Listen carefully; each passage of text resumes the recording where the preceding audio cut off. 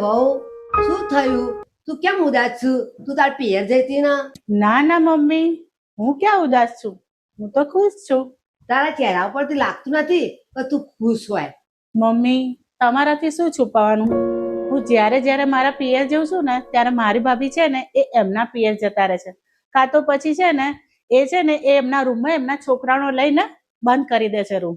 હું મારા ભાભી માટે કેટલું બધું કરું છું, તો પણ મારા ભાભી મારાથી ખુશ નથી રહેતા. વહુ, તને એક વાત કહું? હા બોલો ને મમ્મી. આપણે અહીંયા આપણું જીવન જીવવા માટે આવે છે અને આપણું જીવન ખુશ રાખવા માટે આવે છે, ના કે બધાને ખુશ રાખવા માટે. તું બધાને ખુશ રાખવા માટે કેમ જોકર બનીને રહેશે? જે તને સમજે ને એ જ તારા છે. જે તારી કદર ના કરે ને એના માટે તું બદલાઈશ નહીં.